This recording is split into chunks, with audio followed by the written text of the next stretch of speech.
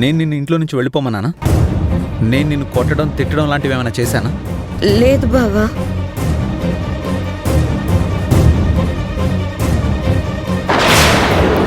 అయినా అవన్నీ ఇప్పుడెందుకు అడుగుతున్నావు? ఇదిగో మహిళా మండలి లీడర్ నిన్ను వెతుక్కుంటూ ఇక్కడికి వచ్చింది. నిన్ను చంపేశామంటూ నిందలేస్తాం. మాట్లాడు.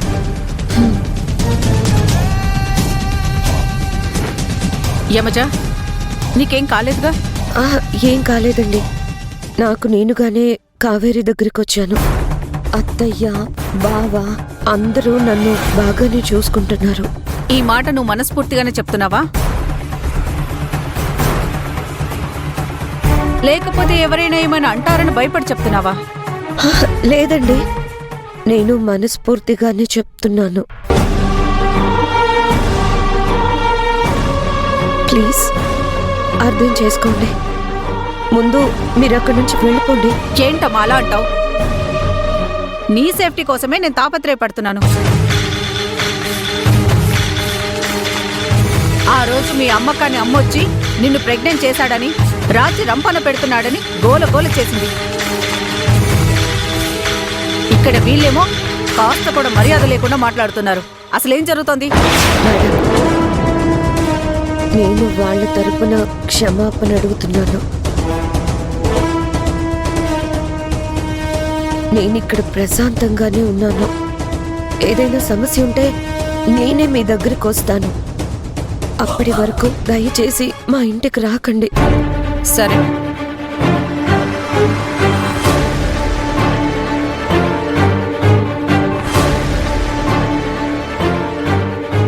చూడండి,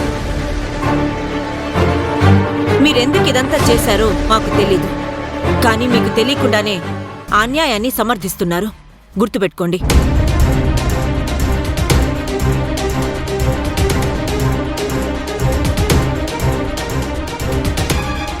అన్నీ నువ్వు బాధపడుకో.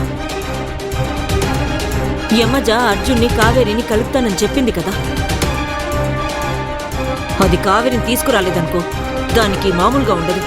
దాన్ని ఎట్టి పరిస్థితుల్లోనూ వదిలిపెట్టను.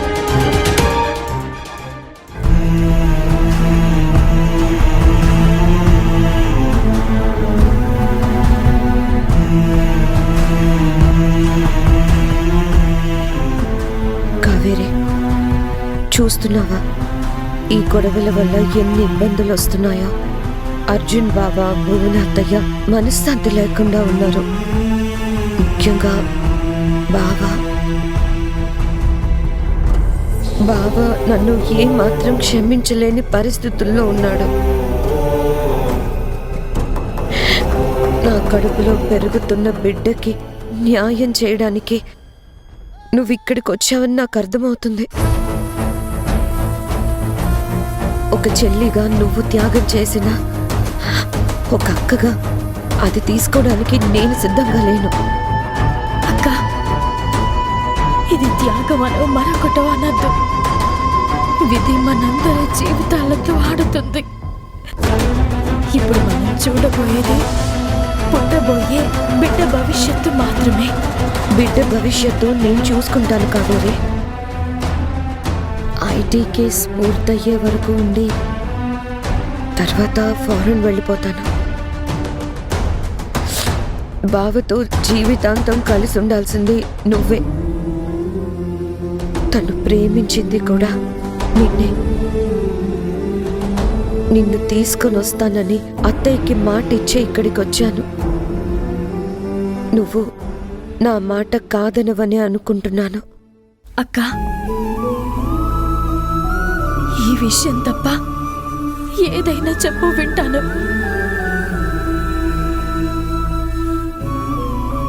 చూసావా, బావని తలుచుకోగానే నీ కళ్ళల్లో నీళ్లు తిరిగాయి. నువ్వెప్పటికీ బావని వదులుకోలేవు. అలాగే బావ కూడా తన మనసును వదులుకొని నిన్ను దూరం చేయలేడు. నువ్వు నా కోసం త్యాగం చేస్తున్నావే కానీ దీనికి నేను ఒప్పుకోను.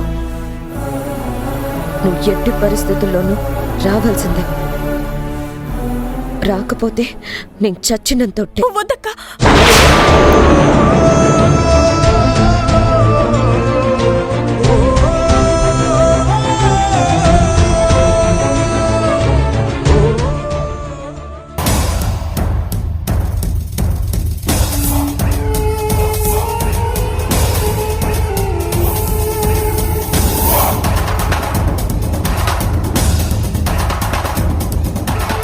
అమ్మ కావేరి, ఒక తల్లిగా మీ అమ్మను చూసి నాకు అసూయ కలుగుతోంది. ఇంత మంచి కూతుళ్లకు ఆవిడ జన్మనిచ్చింది. అక్క జీవితం బావుండాలని చెల్లి, చెల్లెలు బావుండాలని అక్క, మీ ఇద్దరి అన్యోన్యత చూస్తుంటే నాకు ముచ్చటేస్తోంది. ఎంతో కాలం తర్వాత దొరికిన అక్క కోసం నువ్వింత త్యాగం చేస్తున్నావు. ఆ త్యాగానికి అర్థం ఉండాల్సిందే. కానీ మీ అక్క కూడా నీ త్యాగాన్ని ఒప్పుకోవడం లేదు, చూసావా? బావ కావేరి భార్యాభర్తలు, నేను మూడో మనిషిని. నేను వెళ్ళిపోవడమే న్యాయం. యమజా,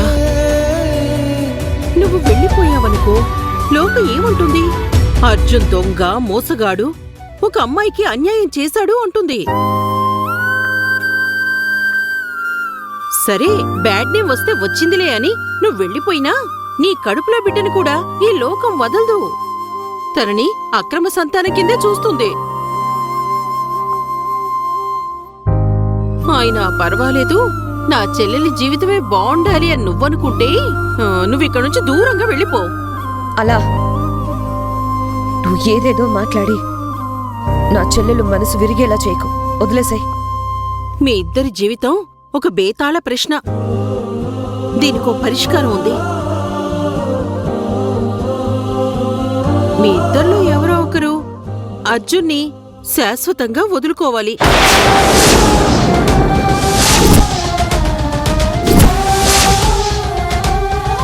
అలా నేనే చెప్తున్నాను కదా దూరంగా వెళ్ళిపోతానని. యమజా, నువ్వు వదిలేసినా కావేరి నిన్నిక వదలదు. నీ జీవితం బాగు చెయ్యాలని చూస్తుంది. కాని తనిలా ఇంటి నుంచి వచ్చేసినంత మాత్రాన సమస్య పరిష్కారం కాదు. తను విడాకులు తీసుకుంటేనే ప్రాబ్లం సాల్వ్ అవుతుంది. అలా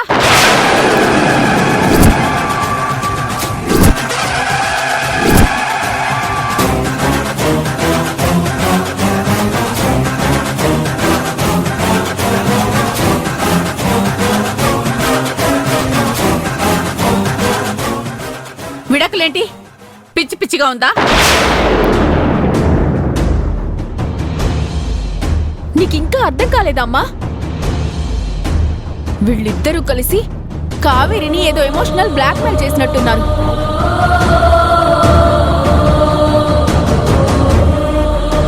అందుకే అలా విడాకులు ఇవ్వమని చెప్తుంది.